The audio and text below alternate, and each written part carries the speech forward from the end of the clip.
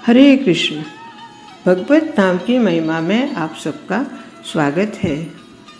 माता के 9 रूप 9 नाम, प्रत्येक रूप की स्वतंत्र विशेषता, प्रत्येक नाम की स्वतंत्र विशेषता। और इसी श्रृंखला में हम आज माता कात्यायनी के नाम की महिमा के बारे में जानेंगे। और इसी के संदर्भ में माता कात्यायनी के महिमा जानने के लिए एक ने मुझे वॉइस मैसेज भेजा है। उस मैसेज को मैं आपको सुनाती हूँ और देखते हैं उसने क्या पूछा है, उसके क्या प्रश्न है, और उसी के अनुसार हम आगे माता कात्यायनी के बारे में जानेंगे। हरे कृष्ण। आज छठा दिन है, यानी माँ कात्यायनी माता का। उसको लेके मेरे लिए 2 क्वेश्चन है, कृपया करके मैं जानने के लिए उत्सुकता हूँ। मेरा पहला सवाल ये है कि मेरा भाई है, मेरा खुद का भाई है, उसका विवाह नहीं हो रहा है। तो कहते हैं कि माँ कात्यायनी माँ विवाह करवाने के लिए उनकी आराधना की जाती है।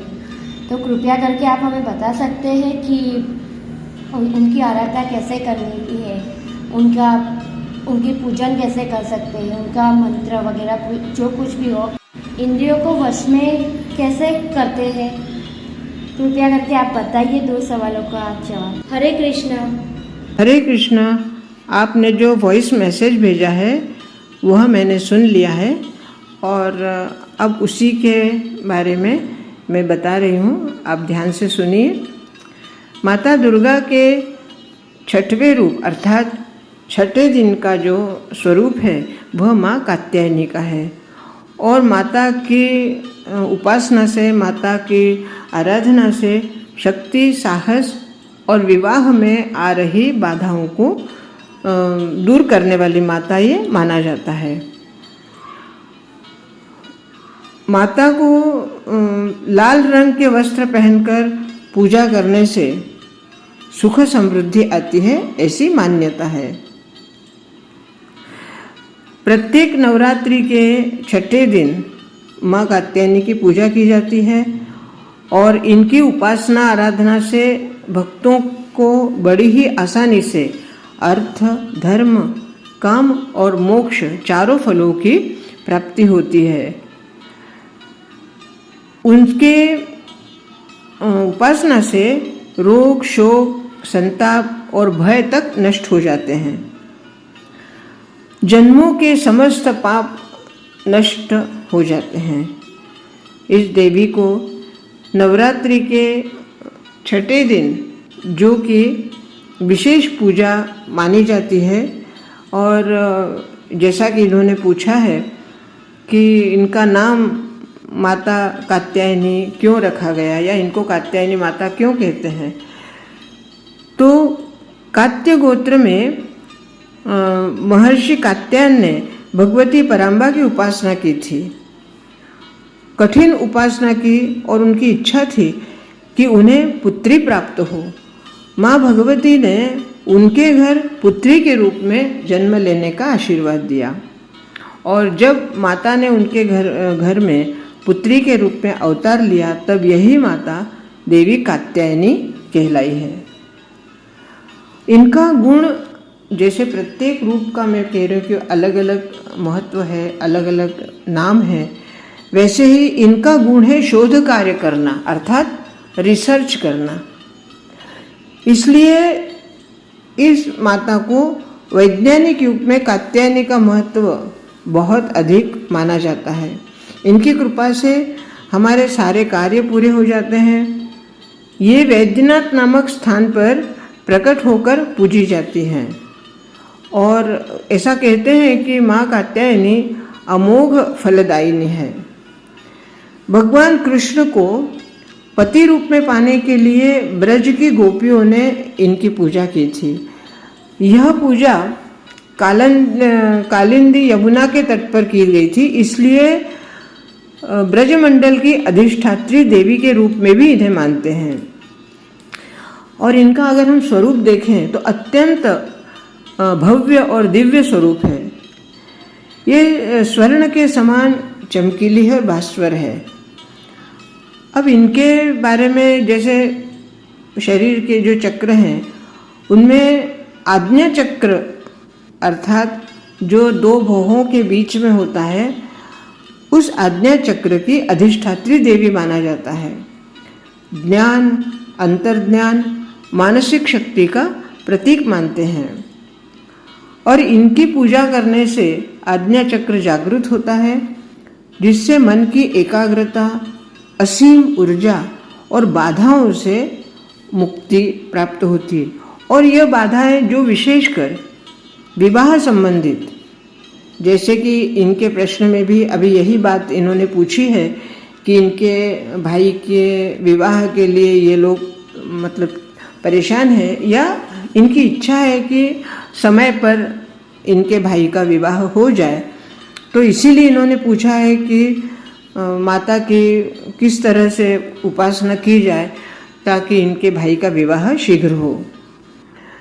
तो कात्यायनी माता और आज्ञा चक्र दोनों की जो मुख्य बातें हैं, वह दोनों भौहों के बीच स्थित होता है हमारा आज्ञा चक्र, जिसे आंतरिक गुरु का स्थान माना जाता है। और माता की उपासना से, इस चक्र के जागृत होने से साधक में दिव्य दृष्टि और निर्णय लेने की क्षमता बढ़ती है। आज्ञा चक्र जागृत होने पर भक्त के मन में जो अज्ञात भय होता है, उस अज्ञात भय का नाश हो जाता है और मन में अद्भुत शक्ति का संचार होता है। अब विवाह में जो बाधा है, जैसे विवाह में बाधाएं दो तीन वजह से आती है। जैसे कुंडली में अगर मांगलिक दोष हो तो विवाह में बाधा उत्पन्न होती है, या किसी प्रकार का ग्रह दोष हो तो भी विवाह में बाधा उत्पन्न होती है, या उनके कुंडली का जो सप्तम स्थान होता है वो अगर दूषित हो तो भी विवाह में विलंब होता है। तो ऐसी बाधाएं अगर आ रही हैं विवाह में, तो माता कात्यायनी के मंत्र का जप करना चाहिए और इनके जप से वो सारी बाधाएं दूर होती है और शीघ्रातिशीघ्र विवाह होता है। अब हम अगर बात करें कि ग्रहों में देवी कात्यायनी का सीधा संबंध कौन से ग्रह से आता है, तो वह है बृहस्पति अर्थात गुरु। गुरु ग्रह जो है, इनकी अधिष्ठात्री देवी कात्यायनी माता मानी जाती है। इनकी पूजा करने से गुरु ग्रह भी मजबूत होता है। अब यही बात विवाह और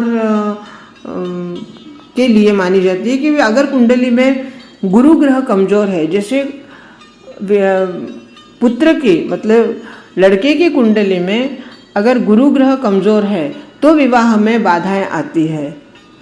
तो ऐसे में माता कात्यायनी की उपासना करने से गुरु ग्रह भी मजबूत होते हैं और गुरु ग्रह के मजबूत होते ही विवाह की अन्य बाधाएं भी दूर होने लगती हैं।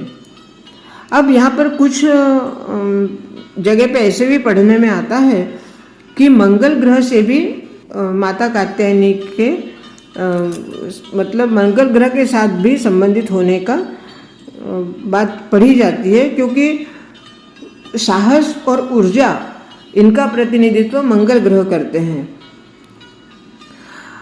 अब इनके पूजन का जो विधान है, वो विधान तो पूरा इतना सविस्तार में यहाँ पे अभी नहीं बता पाऊंगी, फिर भी इतना अवश्य कहूँगी कि उनके मंत्र का विशेष काउंटिंग से, मतलब किसी विशेष संख्या तक जप किया जाए, अनुष्ठान किया जाए, तो विवाह की समस्या बहुत ही जल्दी दूर हो जाएगी और मन में शांति आएगी तथा निर्णय लेने की क्षमता बढ़ जाती है। अब यहाँ पे एक बात और सामने आती है कि इनकी उपासना और आराधना से भक्तों की जैसे धर्म, अर्थ, काम, मोक्ष चारों फलों की प्राप्ति होती है, परंतु अर्थ, धर्म, काम, मोक्ष ये जो चार स्तंभ माने जाते हैं, अर्थ कैसा, जो सत्य मार्ग से, अर्थ अर्थात धन जो सत्य मार्ग से आया हो, धर्म अर्थात जो धर्म हम कर रहे हैं वो जो सत्य मार्ग से धन आया है उस धन से हम धर्म कार्य करें। और काम अर्थात ये नहीं कि काम वासना, काम अर्थात जो आपके मन में कामना है उस कामना को भी प्राप्त करने के लिए सत्य मार्ग का सहारा लेना है। और जब धर्म, अर्थ और काम ये तीनों ही बातें जब सत्य मार्ग से होती है, धर्म के मार्ग से होती है, तो मोक्ष अपने आप प्राप्त होता है। भक्तों के रोग, शोक, संताप और भय अपने आप नष्ट होने लगते हैं, नष्ट हो जाते हैं। जन्मों से क्योंकि जब मनुष्य जन्म हमें मिला है तो पता नहीं कितने जन्मों के पाप की गठरी लेकर हम पैदा हुए हैं, और उस गठरी से एक एक पापों का क्षालन करते करते, पापों का कर्म भोगते भोगते हमारा जीवन आगे बढ़ता है। इसीलिए समस्त पापों को नष्ट करने के लिए हमें माता कात्यायनी की उपासना करनी चाहिए और इससे परम पद की प्राप्ति होती है। इनका एक और प्रश्न है इंद्रियों को वश में करने के बारे में। तो यह बता दूं कि आज्ञा चक्र जब जागृत हो जाता है तो इंद्रियां अपने आप वश में होने लगती हैं और यही उसकी विशेषता है।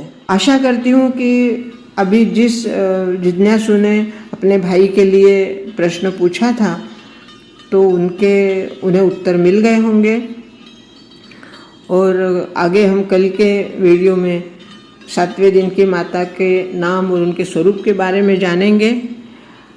आज के लिए इतना ही। बहुत बहुत धन्यवाद। हरे कृष्ण हरे कृष्ण।